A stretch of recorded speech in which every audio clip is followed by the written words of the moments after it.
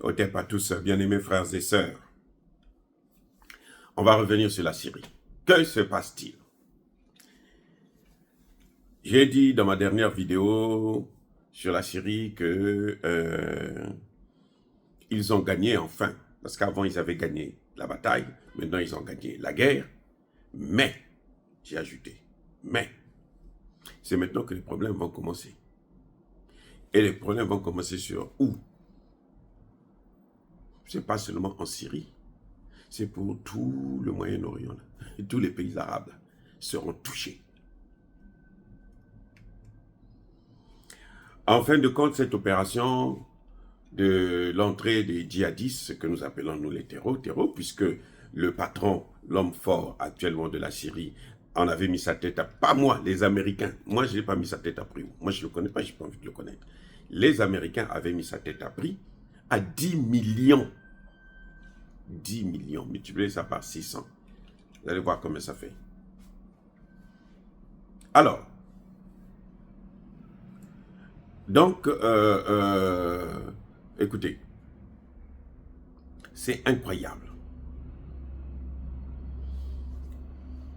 10 millions, il faut multiplier par 600 000, hein, je crois. Bref. L'Arabie Saoudite, le Qatar, ce sont eux qui ont financé la guerre. C'est-à-dire que ce sont eux qui financent toujours pour détruire les autres pays arabes. Les Arabes tuent les Arabes. Les Arabes détruisent les pays arabes. Les Arabes massacrent les populations arabes. Voilà comment je conclus cette affaire. En Irak, ce sont eux qui ont financé. En Libye, ce sont les mêmes qui ont financé. Là, en Syrie, ce sont les mêmes qui ont financé. Maintenant, Israël est en train de prendre la Syrie. Là, ils ont déjà mis la main sur le Golan, le plateau du Golan. Le plateau du Golan, là, depuis Donald Trump, celui que vous voyez là, Donald Trump qui veut faire la paix là, lui, c'est lui le premier à reconnaître que le plateau du Golan, là, ça appartient à Israël. Tout le monde sait, au niveau international, que c'est le territoire syrien. Il dit ça appartient à Israël. Lui, Donald Trump, là, a reconnu que Tel Aviv, c'est la capitale d'Israël, pas de la Palestine. Non, non, non, il n'y a rien pour la Palestine. Donald Trump le même. J'ai dit encore, j'ai voté pour lui. Je ne regrette pas, parce que pour moi, c'était... Bon, c'est vrai qu'entre le choléra et la peste, comme dit un proverbe camerounais, il vaut mieux être édenté, parce que les deux vont vous amener au repos éternel, et si tu n'as pas de dents, tu peux quand même manger la bouillie. Bref, alors, donc quand Israël est en train d'occuper avec les Américains vont prendre tout le pétrole. Maintenant, le target actuellement, ce qu'ils sont en train de viser là, c'est l'Iran. Donc, Israël va cohabiter avec les terreaux pour attaquer l'Iran. C'est-à-dire que on se demande si que les Arabes, qu'est-ce qu'ils ont dans leur tête. Et ce sont ces mêmes Arabes que les Africains acceptent, que les Africains sont en train de livrer leur capitale, leur pays, en Côte d'Ivoire, au Congo-Brazza, Congo-Kinshasa, Gabon, machin, partout là. Les Libanais sont en train d'occuper le pays, nos pays, les mêmes Arabes. Et quand vous parlez de ça, les dirigeants africains ont la tête, mais dans la boue. Vous voyez, c'est grave. Regardez ce qu'ils sont en train de faire. Ça, c'est chez eux. Hein. C'est pas chez nous. Ça, c'est chez eux. Mais qu'est-ce qu'ils feront chez nous? Ceux-là même qui ont inventé l'esclavage. L'esclavage, je vous rappelle, c'est l'invention des Arabes. Maintenant, l'Arabie Saoudite et le Qatar, ils disent que non, nous, ils sont en train de financer ces guerres. Parce qu'ils pensent qu'eux, ils ne seront pas touchés. Non. Non. Mais un gouvernement mondial, c'est comment? C'est tout le monde entier, non? Donc, il faut que, puisqu'ils contrôlent déjà cela, il faut qu'ils contrôlent aussi l'Arabie Saoudite et le Qatar. Le problème, c'est que pour eux, ils ont des priorités. Il faut d'abord détruire les plus récalcitrants. Et puis ceux qui sont corrompus, là, ça en fera d'eux une bouchée. Actuellement, le dernier axe plutôt, ou j'allais même pas dire axe, parce que l'axe de la résistance, là, Ça a commencé l'Iran, l'Irak, Syrie, et puis ça a passé vers la Palestine et le Liban. Palestine détruite, Liban détruite et occupée d'ailleurs. Quand ils disent détruite, c'est pour occuper, non. Syrie occupée maintenant. Donc, l'Irak est occupé. Hein. Le pétrole irakien, là, c'est pas pour les Irakiens. Hein. Non, non, non. Si quelqu'un vous a dit ça, il ment. Le pétrole irakien, c'est pour les Américains. Donald Trump, encore. Lui, le même Donald Trump. Le Parlement irakien a dit non, écoutez, maintenant, ça suffit. Vous nous avez assez pillé, maintenant repartez. Vous nous avez pillé, tué, repartez chez vous. Donald Trump dit, nous, on a dépensé beaucoup d'argent pour construire cette ambassade-là. On ne part pas. Notre base militaire doit rester là parce qu'on a dépensé de l'argent pour ça. On a mis l'argent pour la base, on a mis l'argent pour l'ambassade et tout. Mais qui vous avait demandé d'aller construire des ambassades, d'amener vos bases militaires là-bas? Qui? Est-ce que c'est l'Irak qui vous avait demandé ça? Non.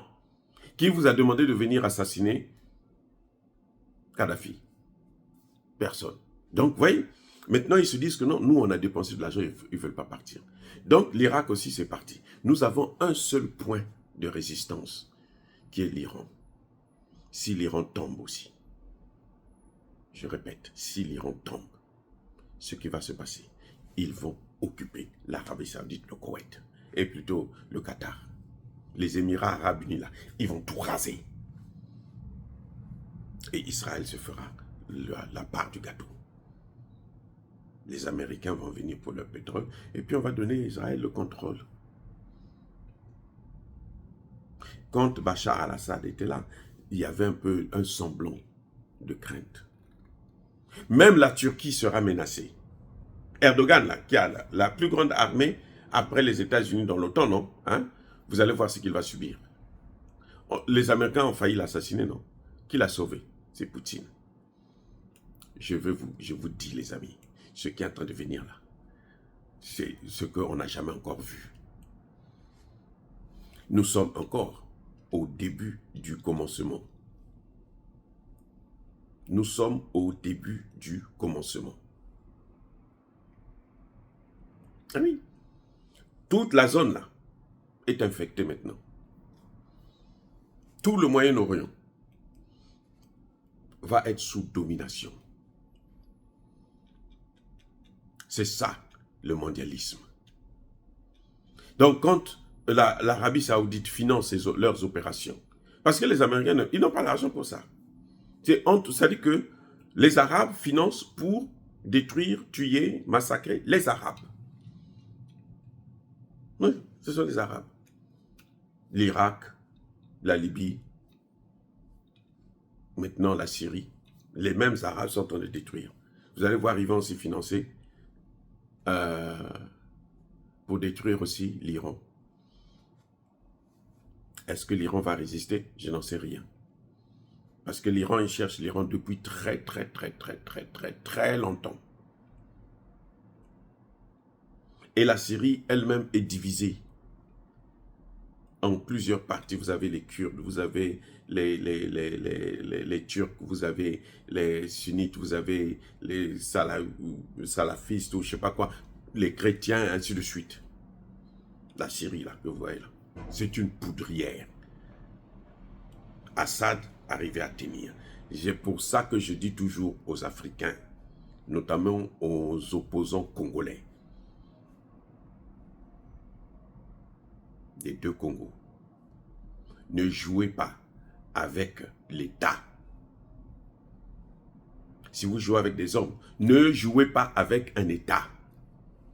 Parce que quand l'État tombe, quand l'État meurt, pour le relever, ce n'est pas facile.